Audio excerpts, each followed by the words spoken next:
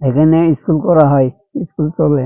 তারপরে রাত্রে পুরাই যায় গাড়া, দেওয়ার পরে বন্ধ হয়ে গেলে রূপদায় চলে গেলাম, রূপদারা চলে গেলে ওরা স্কুল থেকে গেল, আমাকে আর হইল না। শিক্ষার হার বলতে গেলে আমাদের আছে, সীমিত আছে, সেই কায়দায় না। আগের থেকে অনেক ভালো, কারণ আগের খুন খারাপ বেশি আদিম যুগে ছিল, মারামারি কাটাকাটি।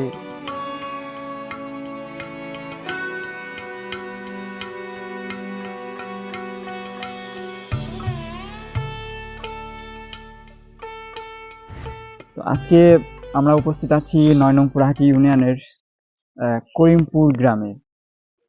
করিমপুর গ্রামে ঢুকতেই আপনাদের প্রথমে নজরে আসবে করিমপুর কমিউনিটি ক্লিনিক। আপনার গ্রামে একটি কমিউনিটি ক্লিনিক থাকা মানে একটি ভাগ্যের ব্যাপার। তো এই করিমপুর গ্রামে কিন্তু একটি কমিউনিটি ক্লিনিক আছে, যা সবসময় গ্রামীণ মানুষের সেবায় নিয়োজিত।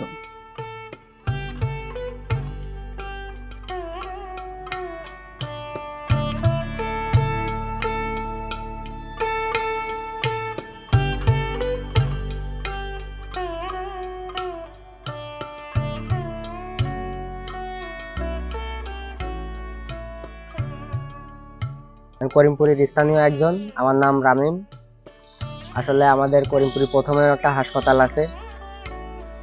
হাসপাতালে নানা রকম রোগের সেবা দেওয়া হয়, যেমন শিশুদের টিকা দেওয়া হয়, প্লাস মা বোনদের যাবতীয় সব রকম ওষুধপাতি দেওয়া হয়। জ্বর, ঠান্ডা, অ্যালার্জি, হাঁচি সব রকম রোগেরই সেবা দেওয়া হয়।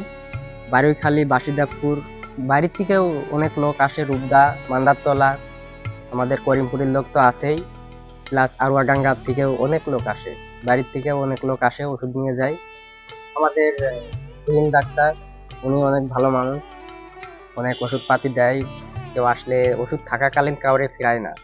আমাদের করিমপুর গ্রামটা ছোট হলেও আমাদের করিমপুর গ্রামে একটা ক্লিনিক আছে, এটাই অনেক কিছু। আমার গ্রাম করিমপুর, আমার গ্রামই সেরা।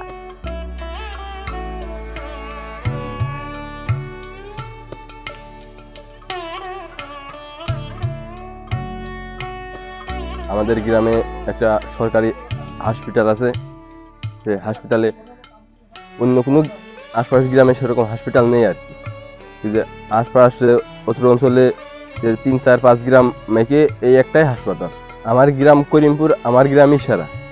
আগের থেকে অনেক ভালো, কারণ আগের খুন খারাপ বেশি আদিম যুগে ছিল, মারামারি কাটাকাটি। এই জন্য মনে করেন প্রতিষ্ঠান তো প্রায় শেষ হওয়ামুখী চলে গেল। আল্লাহ রহমতে আবার সরকারি হয়েছে, আগের থেকে অনেক উন্নত। আমাদের গ্রামে কিন্তু মাত্র ৩০০ ভোটার, প্রত্যেকটা গ্রাম কিন্তু উন্নতির দিক থেকে আমরা সেরা। কারণ আমাদের গ্রামে মনে করেন আমাদের পাশে আরুডাঙ্গা আছে, অনেক বড় গ্রাম, তাদের গ্রামে কোনো প্রতিষ্ঠান নেই। আমাদের গ্রামে আল্লাহ রহমতে দেখেন স্কুল, ওখানে মসজিদ, ঈদগাহ সবই, হাসপাতাল। এই গ্রামে একটা হাসপাতাল ক্লিনিক আছে কমিউনিটি, হ্যাঁ একটা কমিউনিটি ক্লিনিক আছে। সেই হিসাবে দেখেন আমাদের অল্প একটুকুনি গ্রাম আর অল্প বসবাস, সেই হিসেবে অনেক ভালো, অনেক এগিয়ে। করিমপুর আমার গ্রাম, আমার গ্রামই সেরা। গ্রামে একটা সরকারি হাসপাতাল আছে, এখানে আশেপাশে ৫ গ্রামের লোক সেবা নেয়। আবার আমাদের চাষের দিক থেকে বলতে গেলে আমরা চাষের দিক থেকে উন্নত। আমাদের এখানে সব ধরনের ফসল আমরা উৎপাদন করতে পারি। আমাদের বেশিরভাগ এই সময়টা হইল গ্রীষ্মকালীন ফসল, আমরা মরিচের দিকে আমরা বিখ্যাত। আর অন্য অন্য দিক থেকে শীতকালীনই, যেমন তামাক আছে, কলা, এই সবটার দিক থেকে আমরা চাষের দিক থেকে একটু উন্নত আছে। আর শিক্ষার হার বলতে গেলে আমাদের আছে, সীমিত আছে, সেই কায়দায় না। আমরা এখন একজন যারা অভিভাবক আছি, এরা যদি উদ্যোগ নেয় তাহলে আরও ভালো কিছু শিক্ষা দিতে পারবো ছেলেপেলের। আল্লাহ যদি সহায় করে, যার যার বাচ্চা শেষে যদি একটু উদ্যোগ নেয়, তাহলে ঠিকই আমাদের এখানে 100% শিক্ষা হয়ে যাবে। আমার আব্বার নাম মঙ্গল মণ্ডল, আমার নাম আব্দুল মণ্ডল, গ্রাম করিমপুর। এখানে স্কুল করা হয়, স্কুল চলে। তারপরে রাত্রে পুরাই যায় গাড়া, দেওয়ার পরে বন্ধ হয়ে গেলে রূপদায় চলে গেলাম, রূপদারা চলে গেলে ওরা স্কুল থেকে গেল, আমাকে আর হইল না। পরে আবার জমি দিল্লি আইডিয়া দিল না, আমরা দিলাম, দিয়ে জমি স্কুল হয়ে গেল। স্কুল করার জন্য যখন দেয় তখন তো মনে ভালো লাগে, স্কুলটা হয়ে গেছে। এইটাই আমাদের এখন আমাদের ইউনিয়নের মধ্যে বোধ হয় 2টো স্কুল হয়ে গেছে, দোতলা। টাইম, আর হয়নি এখন মনে হয়। একটা হয়তো হয়তো বিজেপুর হয়েছে আর একটা আমাদের হয়েছে।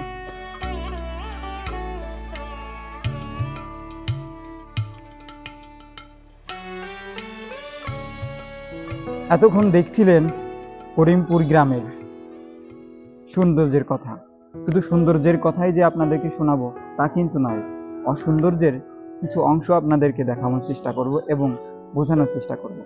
করিমপুর গ্রামের সরকারি প্রাথমিক বিদ্যালয়ে কিছু অসঙ্গতি, কিছু অনিয়মের দৃশ্য আপনাদেরকে দেখাবো। করিমপুর সরকারি প্রাথমিক বিদ্যালয়ে কোনো তথ্য কিন্তু আমরা পাইনি। যারা এখন বর্তমান করিমপুর প্রাথমিক বিদ্যালয়ের শিক্ষকতা করছেন তারা কেউই কিন্তু আমাদের ক্যামেরার সামনে কথা বলতে রাজি হননি। এলাকা মানুষের কাছ থেকে আমরা যতদূর জানতে পেরেছি যে করিমপুর সরকারি প্রাথমিক বিদ্যালয়ের প্রধান শিক্ষকের স্থানটা খালি রয়েছে। পরীক্ষা চলাকালীনও শিক্ষিকা ছুটিতে থাকার কারণ জানতে চাইলেও অসঙ্গতি জানান অন্যান্য টিচারগণ। শিক্ষার হার 0% বললেই চলে করিমপুর গ্রামে। স্কুলে যে কমিটি থাকে সেই কমিটি এখন আর নাই। তো নতুন কোনো কমিটিও কিন্তু এখন দেখা যাচ্ছে না। তো এইরকম যদি কন্টিনিউ চলতে থাকে, করিমপুর গ্রাম এবং তার আশপাশের যেই শিক্ষাগামী ছাত্রছাত্রীরা আছে তাদের ভবিষ্যৎ কিন্তু অনেকটাই ঝুঁকিপূর্ণ এবং অন্ধকারের মধ্যে হারিয়ে যাবে।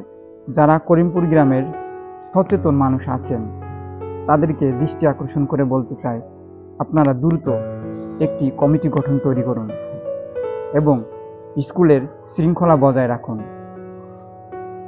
যারা অভিভাবক আছে তারা প্রতিনিয়ত স্কুলে যে আপনাদের সন্তান কি করছে না করছে খোঁজ নিন।